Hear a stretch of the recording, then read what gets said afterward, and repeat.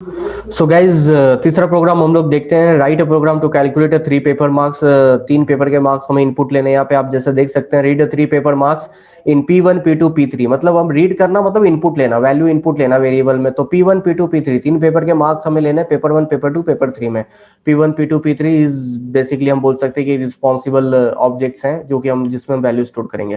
Then calculate total equal to, हम total calculate कर लेंगे और परसेंटेज हम लोग कैलकुलेट कर लेंगे यहाँ पे टोटल डिवाइडेड बाय 3.0। ठीक है, तो यहाँ पे मैंने वेरिएबल नहीं लिया है, बट आप वेरिएबल डिफाइन कर सकते हैं। एंड देन डिस्प्ले कर देंगे टोटल और परसेंटेज। तो यहाँ पे परसेंटेज का भी वेरिएबल चाहिए। तो इसको मैं क्या करता हूँ, अभी इसी एल्गोरिथम को डायरेक्टली इंप्लीमेंटेशन लेवल पे लेकर के जाते हैं और हम लोग इंप्लीमेंट करते हैं। सो इसको मैं कमेंट कर देता हूँ यहाँ पे। सबसे पहले 3 पेपर के मार्क्स मुझे यहाँ पे लेने हैं, तो P1 इक्वल टू इंटीजर में ही लेने पड़ेंगे यहाँ पे। Input enter paper 1 marks. ठीक है, पेपर 1 मार्क्स और कॉपी पेस्ट करेंगे। बहुत ही अच्छा काम है कॉपी पेस्ट। ठीक है, अब बस मुझे क्या करना है, यहाँ पे वेरिएबल चेंज कर देना है P2 और यहाँ पे P3। देन जा करके, बहुत ही सिंपल एग्जांपल ले रहा हूँ guys beginner point of view से। ठीक है, एक बिगिनर पॉइंट ऑफ व्यू से बहुत ही सिंपल एग्जांपल ले रहा हूँ। पेपर 1 पेपर 2 पेपर 3 तीन पेपर के मार्क्स आ गए। फिर से हम चलते हैं एल्गोरिथम पे। 3 पेपर के मार्क्स हम लोग इनपुट ले लिया, अब टोटल कैलकुलेट करना है। तो चलो ठीक है, कोई दिक्कत नहीं है। फिर टोटल एक वेरिएबल हमने ले लिया और P1 plus P2 plus P3 हमने कर दिया। फिर से बैक चलते हैं, देखते हैं नेक्स्ट इंस्ट्रक्शन क्या है। नेक्स्ट इंस्ट्रक्शन आपको परसेंटेज कैलकुलेट करना। मैं टोटल डिवाइडेड बाय 3.0 कर रहा हूँ, एवरेज जैसे कैलकुलेट करते हैं वैसे ही। सो यहाँ पे परसेंट करके मैं एक वेरिएबल ले लेता हूँ और इसमें टोटल डिवाइडेड बाय 3.0 जो है कि यहाँ पे हमने ले लिया। ठीक है, फिर हम बैक चलते हैं। अभी क्या करना है, अभी डिस्प्ले करना है, टोटल और परसेंटेज को डिस्प्ले कर देना है। फिर कोई दिक्कत नहीं है यहाँ पे। ठीक है, प्रिंट, इसमें हम लोग क्या करते हैं, पहले टोटल इक्वल टू, क्योंकि थोड़ा समझ में आना चाहिए आउटपुट इसलिए। सो टोटल इक्वल टू, यहाँ पे मैं टोटल वेरिएबल डाल देता हूँ। ठीक है, कॉमा करके फिर स्पेस अगर हम लोग देना चाहते हैं ऑब्वियसली स्पेस दे करके, फिर यहाँ पे मैं परसेंटेज यहाँ पे डाल देता हूँ, परसेंटेज इक्वल टू। ठीक है, और यहाँ पे फिर मैं परसेंट का जो है कि बनाया था अपना, जिसमें मेरा डेटा है, इसको मैंने यहाँ पे डिफाइन कर दिया। तो एज पर द एल्गोरिथम मेरा प्रोग्राम रेडी है और मैं इसे इम्प्लीमेंट कर देता हूँ।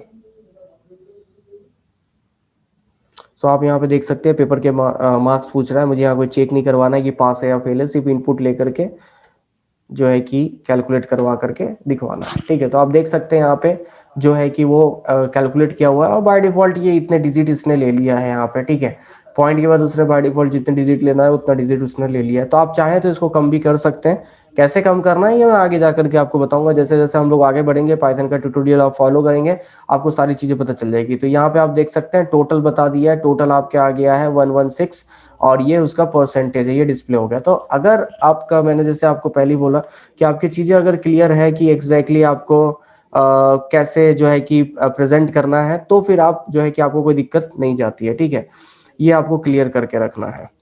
सो अगर हम लोग बैक टू इसमें चलते तो आप देख सकते हैं ये इंस्ट्रक्शन थे सिंपल और उसी इंस्ट्रक्शंस को मैंने यहाँ पे फॉलो किया हुआ है। ठीक है, नेक्स्ट इसमें चलते हैं। तो जैसे यहाँ पे सिंपल इंटरेस्ट कैलकुलेट किया हुआ है। सिंपल इंटरेस्ट में क्या है, read principal amount, read time duration और रीड रेट ऑफ इंटरेस्ट। ये मुझे जो है एग्जैक्टली लेना है। ठीक है, इनपुट में लेना है, क्योंकि अगर आपको सिंपल इंटरेस्ट कैलकुलेट करना है तो उसका फॉर्मूला क्या है, principal into time into rate of interest divided by 100। ये फॉर्मूला है सिंपल इंटरेस्ट निकालने का एग्जैक्टली। ठीक है, ब्याज हम लोग जो निकालते हैं, यहाँ पे कंपाउंड इंटरेस्ट नहीं देख रहे हैं हम लोग, सिंपल इंटरेस्ट देख रहे हैं। तो यहाँ पे आपको कंफ्यूज होने की बिल्कुल जरूरत नहीं है। आगे हम लोग बढ़ते हैं और इस एग्जाम्पल को भी यहाँ पे एज सुन एज पॉसिबल जल्दी हम लोग यहाँ पे इम्प्लीमेंट कर लेते हैं। तो मैं इसे ऐसे ही रहने देता हूँ। हम लोग नेक्स्ट इसमें चलते हैं और फिर से एक बार मैं देख लेता हूँ इंस्ट्रक्शन क्या है। हालांकि मुझे देखने की बिल्कुल जरूरत नहीं है, बट स्टिल मैं आपको यहाँ पे बता रहा हूँ कि अगर आप कहीं पे मान लीजिए आपको कहीं पे दिक्कत जा रही है तो आप एल्गोरिथम देख करके इसे इंप्लीमेंट कर सकते हैं। Reader principal, reader time, reader rate, मतलब ये सारी चीजें आपको क्या करनी है, यहाँ पे इनपुट में लेना है। ठीक है, तो मैं यहाँ पे इंस्ट्रक्शन देते हुए चले जाता हूँ। जैसे कि प्रिंसिपल, ठीक है, जैसे प्रिंसिपल अमाउंट चाहिए तो यहाँ पे मैंने वेरिएबल क्या यूज किए हुए हैं। ठीक है, पी ए। सो बेटर है P A equal to principal amount लेना है मुझे और इंटीजर में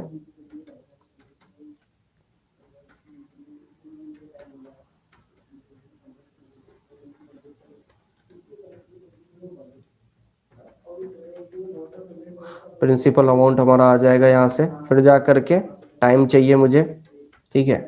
सो टाइम ड्यूरेशन जो चाहिए, हालांकि टाइम ड्यूरेशन आपका आप जो है कि फ्लोट में भी ले सकते हैं, ठीक है। फिर फिलहाल मैं यहाँ पे इंटीजर में ही ले रहा हूँ, इनपुट। सो एंटर टाइम ड्यूरेशन, आप जैसा चाहें वैसा कर सकते हैं गाइस, ठीक है, आपके ऊपर डिपेंड करता है ये। मैं यहाँ पे सिर्फ बता रहा हूँ कि भाई एग्जैक्टली आप एल्गोरिथम कैसे फॉलो करेंगे। फिर जाके यहाँ पे मेरा रेट ऑफ इंटरेस्ट बता दिया, तो रेट ऑफ इंटरेस्ट कितना है एग्जैक्टली उस हिसाब से आप ले सकते हैं। जैसे टाइम ड्यूरेशन उसको फ्लोट भी ले सकते हैं आप, या जो है कि रेट ऑफ इंटरेस्ट है इसको भी हम लोग जो है कि कितना रहेगा, कितना परसेंट रहेगा, ये हम लोग यहाँ पे डिफाइन कर सकते हैं, ठीक है। तो मैं इसको फ्लोट ही ले लेता हूँ, इसमें कुछ नहीं है, फ्लोट में टाइप कास्ट कर लेता हूँ।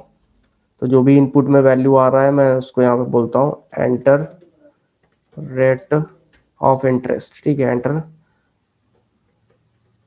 रेट ऑफ इंटरेस्ट हम लोग यहाँ पे एंटर करवा रहे हैं, तो ये तीनों वैल्यू हमारी यहाँ पे आ जाती है।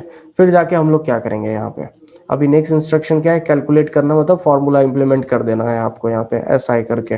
तो ठीक है, हम यहाँ पे फॉर्मूला इंप्लीमेंट कर देते हैं, एस आई इक्वल टू, तो P A into T M into rate of interest divided by 100, ये आ गया। एसआई में आपका रिजल्ट चला गया, और इसके बाद हमें प्रिंट ही करना है, तो इसलिए जो है कि देखने की कोई ज़रूरत नहीं है, सिंपल इंटरेस्ट इक्वल टू आपका एसआई के अंदर डेटा है, ठीक है।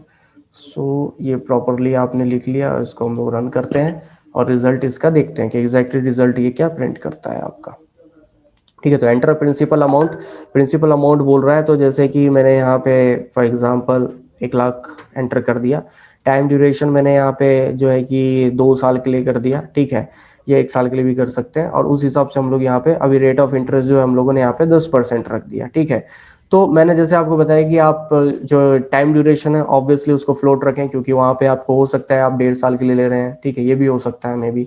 तो यहाँ पे आप कैलकुलेट कर सकते हैं, तो यहाँ पे आपको पता चल जाता है कि सिंपल इंटरेस्ट आपको इंटरेस्ट कितना देना है, आपको इंटरेस्ट 20,000 देना है 2 साल की, क्योंकि 1 लाख रुपए उसका 10%, 1 साल का 10,000 निकलता है, तो 2 साल का कितना निकलेगा, 20,000 निकलेगा। लेकिन यही चीज आपका यहाँ पे इंप्लीमेंट किया हुआ है। सबसे मेन चीज यहाँ पे समझना यही है हमारे लिए कि मैं यहाँ पे आपके एल्गोरिथम्स फॉलो कर रहा हूँ, और एल्गोरिथम्स को फॉलो करके मैं यहाँ पे इंप्लीमेंटेशन कर रहा हूँ। तो मेरे पास क्लियर होते हैं, जैसे आप यहाँ से देख सकते हो कि एग्जैक्टली इनपुट मुझे क्या क्या लेना है, इनपुट में मुझे कितने वेरिएबल चाहिए और वेरिएबल में एग्जैक्टली क्या लेना है वो सारा क्लियर है। लॉजिक यहाँ पे फॉर्मूला क्लियर है मेरा, और डिस्प्ले मुझे क्या करना है ये भी मेरा यहाँ पे क्लियर है। तो ये सारी चीजें क्लियर होने से क्या हो जाता है कि आपका जो इम्प्लीमेंटेशन है वो बहुत ज्यादा डिफिकल्ट नहीं होता है, इजी हो जाता है। आप देख सकते हो और टाइम कितना बचता है, ये एक बार आपको एल्गोरिथम बनाने में थोड़ा सा ये लग रहा है टाइम, लेकिन एक बार जब आप डेवलप हो जाते हैं, मतलब आप प्रैक्टिस कर लेते हैं इस लेवल पे, आपका माइंड डेवलप हो जाता है, तो नेक्स्ट टाइम से आपको कभी भी बहुत ज्यादा इसमें टाइम नहीं लगता है, ये सारी चीजें इजिली कैलकुलेट हो जाती है।